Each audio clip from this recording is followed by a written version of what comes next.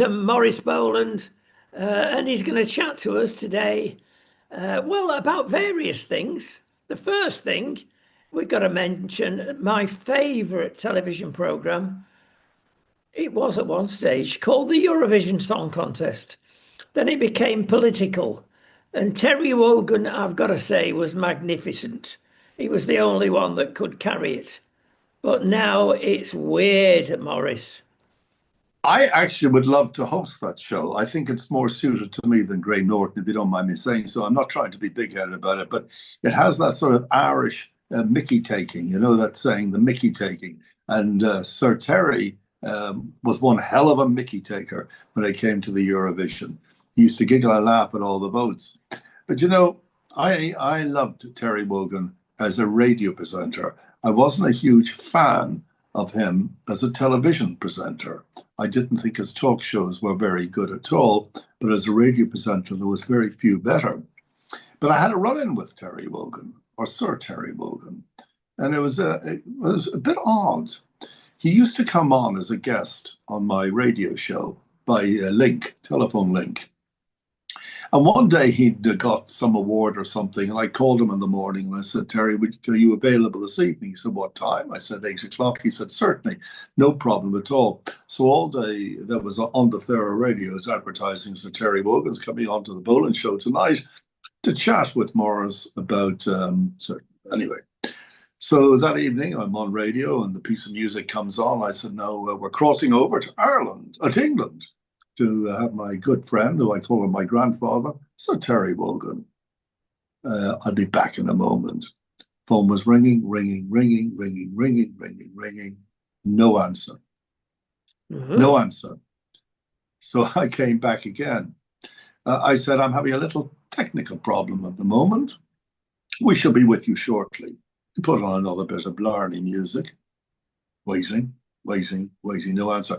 We had to move on, and there's another guest lined up anyway, and I said, I hope Terry's okay. When I was finished the show, when I got home, I phoned Terry to find out if he was okay, if anything had happened. And his wife, Helen, answered the phone. I said, sorry, there's a slight mistake there. I was phoning, when I said I'll be back with Terry. So this one I was live. And Helen answered the phone, his wife. I said, hi, Helen, Morris here. Is Terry here? We're going to go live now. And, oh, no, Terry's gone out. I said, what do you mean he's gone out? He's agreed this time to be on my show, Helen. And he said, well, it's nothing to do with me, Morris. He had to go out, and that was it. Maybe he had an emergency on or something. That's what happened. So anyway, after the show, I got home and I phoned. And Terry answered the phone very angrily. He said, what do you mean by being rude to my wife? I said, what do you mean rude to your wife, Terry?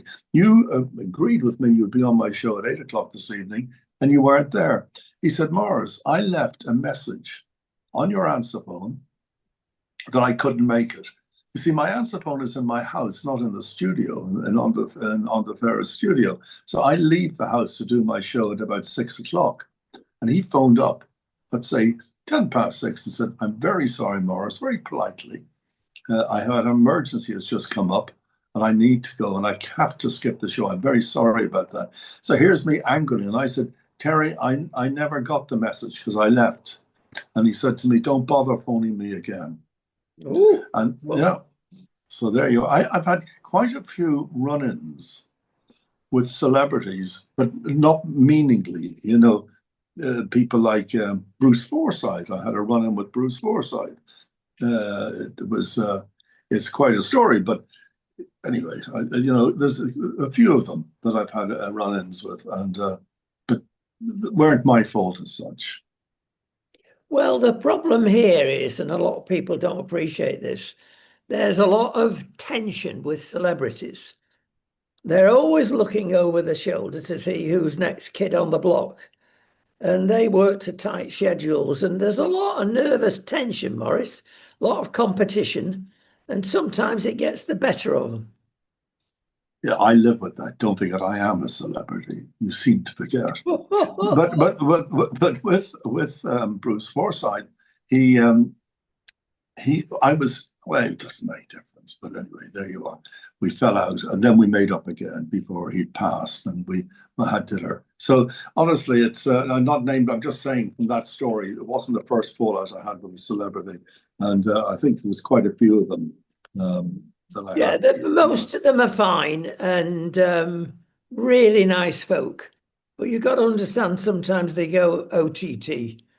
Well, they Yeah, I know, but I think that in the way the circumstances happened, for example, with Bruce Forsyth, it was just circumstance more than anything. And then, of course, problems I had with newspapers, as you know, with the paparazzi. I've had some terrible problems with them over the past, especially to do with Andy Smith and Bill Wyman, and lies that are in the press that pure lies. You know, I sort of sometimes read them and think, especially at the time of Mandy and I was in London, and the paparazzi were just hounding, not me, hounding her all the time because it was August '86, and August is what in the press is what's called a silly season. So they're always hunting for stories, and Mandy arrived in August 1986, and it was I thought I enjoyed it at first, but then it became incredible, incredible. Because if you look at the video on YouTube of Mandy and myself in a car being surrounded, I mean, almost on the bonnet of the car by press trying to get a photograph of one. well, times have changed, but maybe not even for the better. Everybody's a paparazzi now, of course, with their phone cameras. So you've got to watch out. Some of the phone cameras are blooming good. We use regularly footage, which we never have done before because it was horrible, grainy, small. But with Mm, modern technology, you can get away with it. Listen back to Eurovision. yeah, They've excluded Israel. Now, you can't say Israel shouldn't be there, neither Australia. It's not in Europe. it's an extraordinary thing. Look, I made a recording last night, which I put out only on TikTok because I was getting too angry and I wanted to see what the feedback before I put it in the more gentle media outlets, which I use like Facebook, for example. Yeah, no, I just my opinion. I'm an Irishman, and I'm a Jewish man, so I'm an Irish Jew, so I lose on all sides. But to exclude this is a song contest. It's a music festival. Now, if I had one prayer last night, I wished that Hamas boycotted a music festival that took place on October the 7th. Mm, And indeed. if they had boycotted that, Gaza would be all standing. Everybody who had died would be there, and they'd be drinking tea on the beach, maybe, or a Coca-Cola. So when it comes to a song festival, it should not be political. It's certainly what Ireland is doing, and Spain, where I am, and what's Slovenia or something. What they're doing is they're rewarding Hamas. Well, they're politicizing it, politics and It's anything. disgusting. Yeah, It's disgusting. sports. It's like, you know, what really upsets me, Rodney, is trying to remove, because anything I say, of course, people say I was biased because he's Jewish. But there's two people killed in Manchester, two old men outside the synagogue on Yom Kippur, run over by a maniac. What have they got to do with the war? What was a guy walking through New York the other day and beaten to a pulp, Jewish guy? What? Why blame him? Do you know how millions of people in Israel demonstrate against the war? So you know it's extraordinary. What have I got to do with the war? What why me? Why me? Why do people write such disgusting stuff to me, especially like cowards on Messenger or using initials or whatever? It is unbelievable that they should be able to take every single. There's a book called The Source by Michener, and every single century, Jews are set upon. Every single century. Well, don't forget they're utterly and completely brainwashed, these guys. Then they stop in their attic, feeding off social media. It's a classic about what happens, and they're not in their right minds. But we don't feel sorry for them, Maurice. Uh, Look, okay, we don't, but just talking, I've got to bring this up right now. You know, on October the 6th, 2023, Gaza was a lovely day. People were going about their business. Restaurants were busy, as always in Gaza. The beaches were, it was winter, so it wasn't full, but there were people out on the beaches. Everything was calm, everything was fine. What they didn't know, of course, is this 2 year plan to do what they did, what Hamas did, was to go into Israel, right? Okay, the question I would like to ask with the leaders of Hamas, just quickly, did you know how Israel would respond? Did you think they would say, oh, you shouldn't have done that? Or do you think you'd have your place blown to bits? Did you think that? Of course you did. What plans had you made for the Palestinian women and children for the response? What was the plan? What was the plan? Let them into your tunnels? Was that with it? Deep under there to save them? Was that your idea? Or was your idea just to leave them? And the only people that warned them was Israel. In the history of war, no one has ever warned an enemy that they're going to attack. Ever. There are over 2 million Gazans, Palestinians, alive today. 2 million alive today. Unfortunately, their houses and their homes and their places are all in bits because underneath them are the tunnels of death and they had to be destroyed. But if Israel had committed genocide, there would be no 2 million. it's interesting to note, Maurice, that the countries that kicked this off are Ireland, where you know people well, and Spain, and the Netherlands, and a couple of Baltic states. Yeah. Now, these are very lefty governments, and they just That's don't not look at the exaggerated. facts or the truth. You don't get facts and truth when you get Marxist type lefties, if you wish. Okay, I sound biased now, and I'm trying to talk sensibly rather than religiously. And let me tell you this, that last year, Israel almost won. They were second.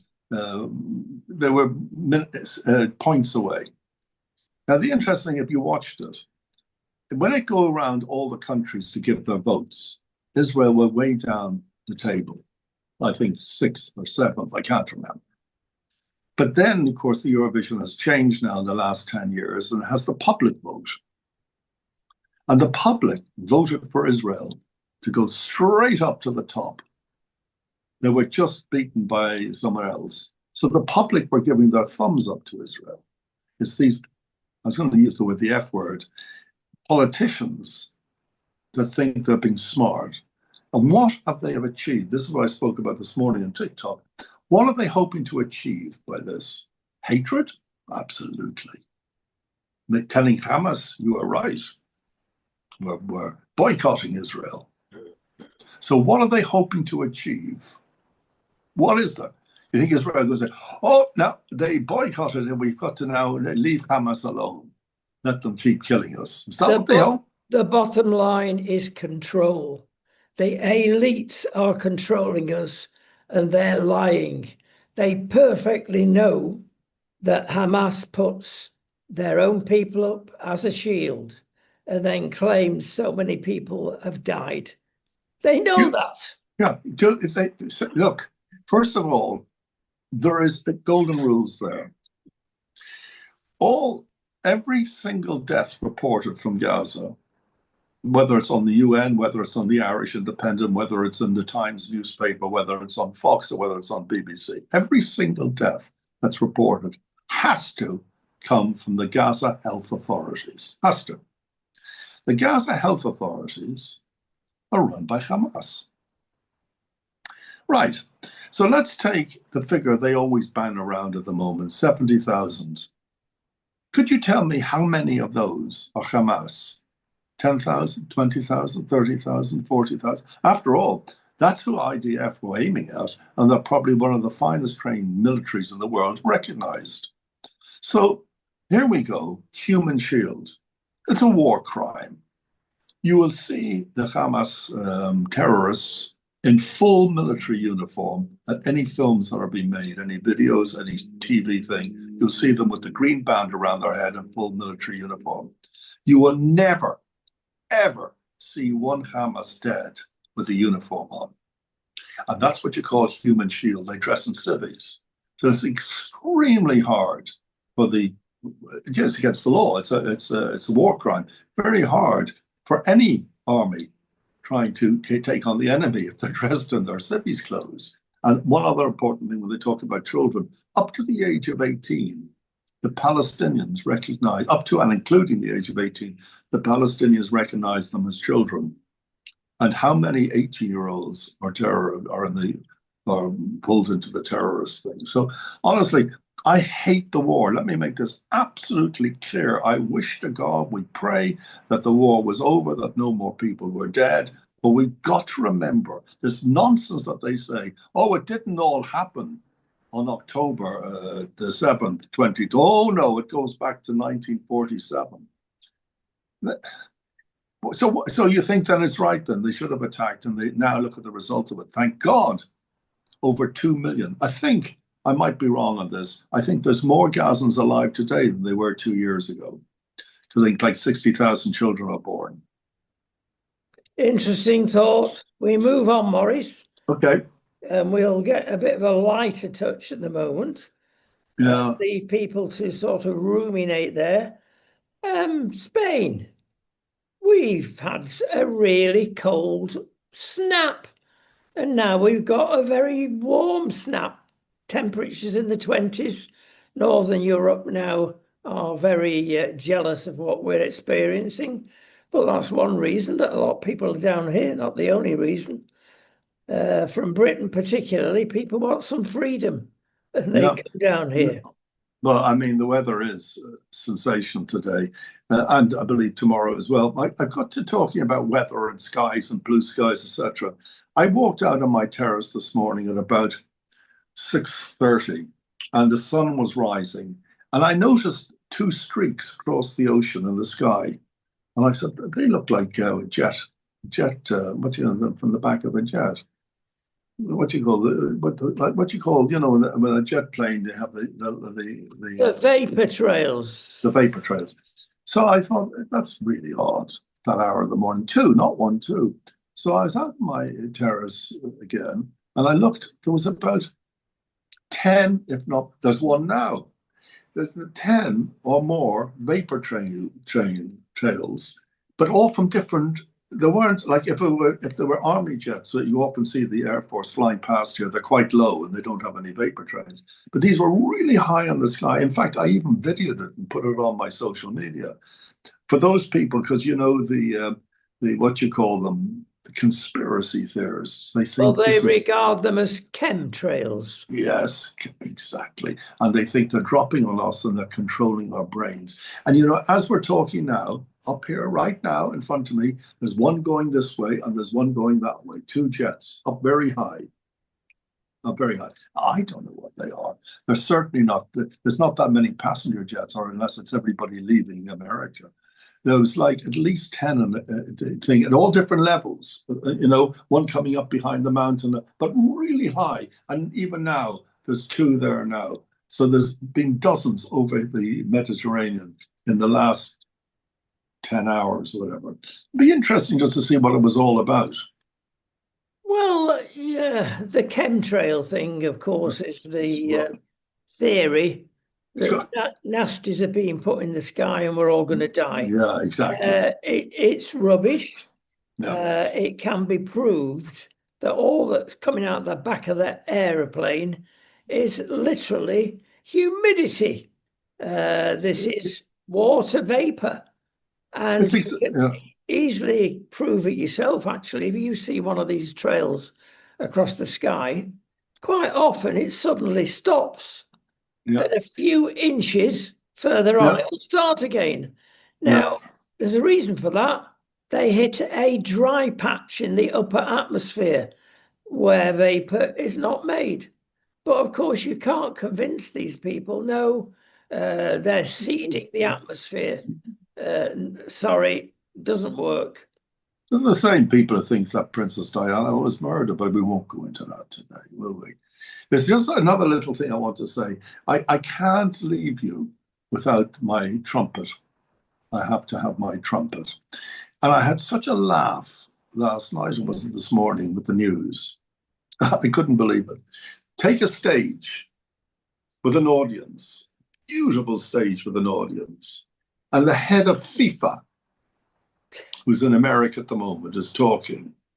And he said, ladies and gentlemen, we are about to present the first medal at FIFA, the history of FIFA, for a wonderful person. I can't remember what the medal is for. The first medal FIFA is going to award. And the winner is Donald Trump.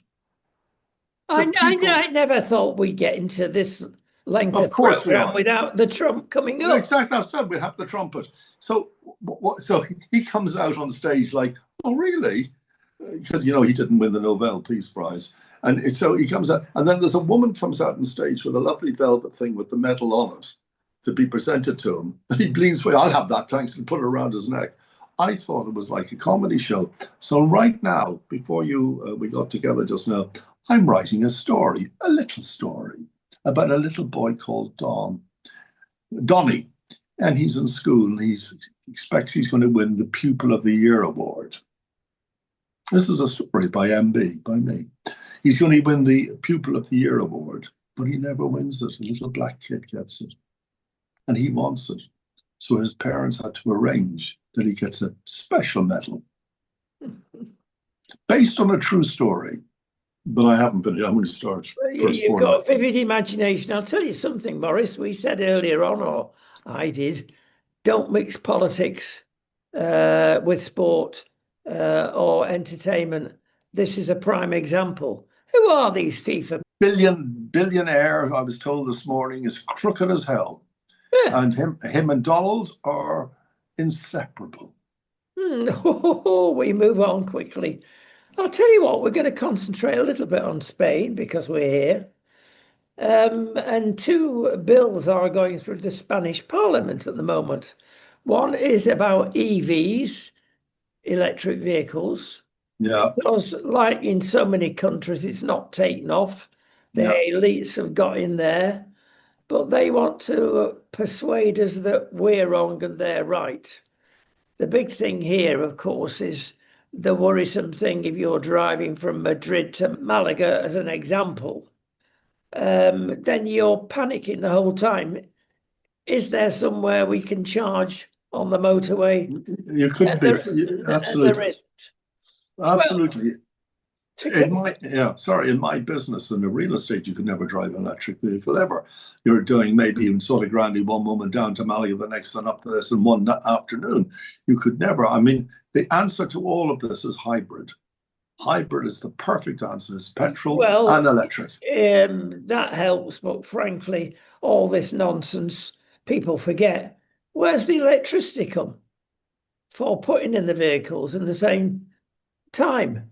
Well, of course, it comes from at least gas-fired power stations in many countries. So he's just going round in circles.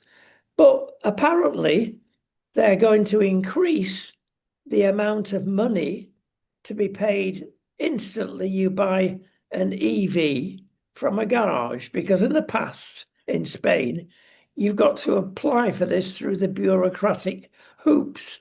And it's sometimes 12 months before you get your money. So at least that's an improvement. And secondly, they have promised, if we believe political promises, that there are going to be a lot more charging points. Let's see. By the time it gets going, somebody will have perfected the hydrogen tube that you stick in your vehicle and you know where you're up to, and it leaves water vapor behind, like the chemtrails. Yeah, well, the problem they had with electric cars, always had, was the battery size. They could never get the battery size at least acceptable. It was very small, whatever. And of course, It was developed in Israel, the new battery. It was developed in Israel. I don't want to drop names at all. And one thing for sure, as I always said, on radio, that if a traffic light went out in Marbella, it was Israel's fault. Israel is blamed for absolutely everything. So thankfully for people with electric cars, please don't try them anymore if you're going to boycott Israel. Put them aside. And don't use your phone. Don't ever use your phone. People who are having a go at me about Israel are typing me on an Israeli invention. Boycott it. Don't use it. Be sincere. Well, the second thing that's happened that's going through Parliament here is something called Casa 47. Now, even your Spanish will cope with that. House 47. Yeah. And while the government here is extremely left wing, I personally support this because you will find in many nations that the young people, especially, cannot afford rents. In many parts of this country where the minimum wage is just over €1,000 a month, which is very low, the rent alone is €1,000 a month, and you cannot cope with that. Now, we all know that in the Balearic Islands, they're saying go home Brits Yeah. because they're putting up the price of local houses. We've had this for donkey's years in Wales, and the mad people there say, right, you've got to pay 3 times your rates or double this and double that. It achieves nothing. There's only one answer, and that is the government to build more subsidised houses. Number one, they can build them far cheaper than a developer. Number two, they can get the right size, and they reckon they can bring it down to about €300 to €400 rent. And that's why, of course, we know that, and I think in many ways you can understand it, that the tourists, not their fault, but the landlords see opportunity. They take their apartment, they put the price up, knowing they coming down here in holiday, they can get 2,000 to 3,000 a month or whatever. And of course, the average Spanish worker doesn't have that money. And I think what the government is doing, which you just told me just now, Casa 47 is a very good idea.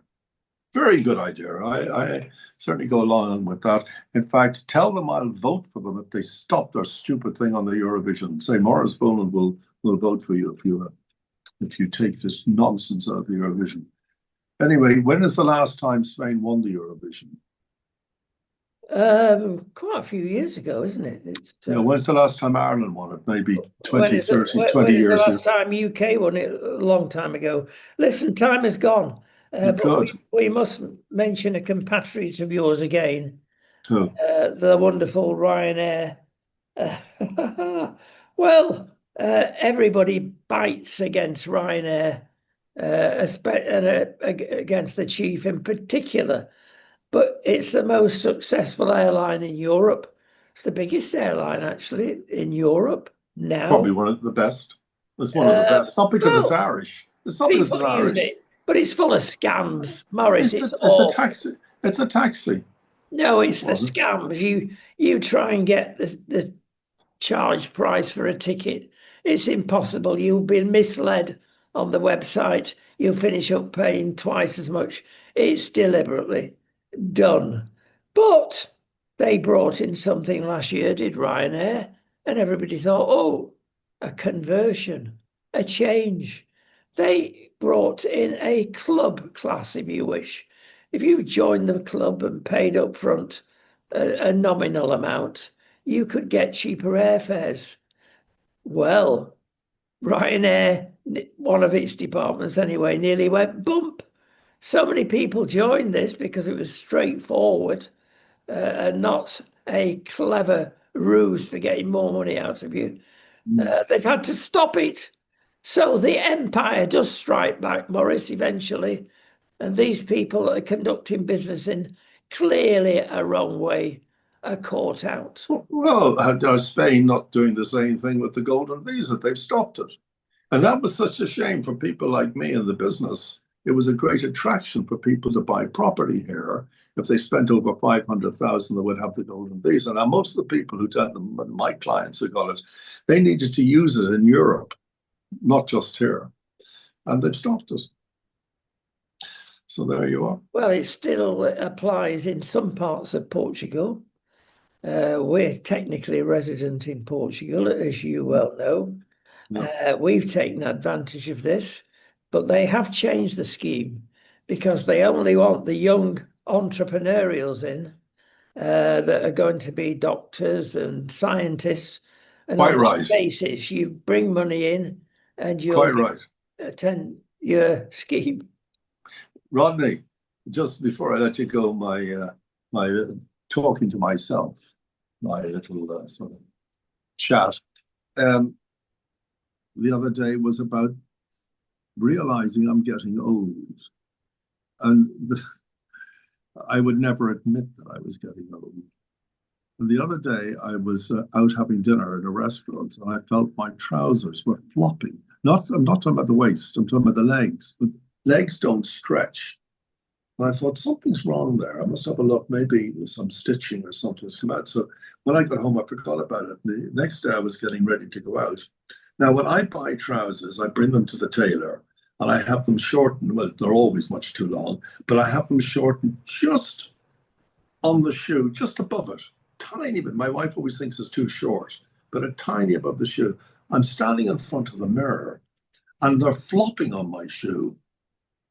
They're flopping on my shoe. They're wrinkled down on my shoe. And I thought, my God, I'm shrinking.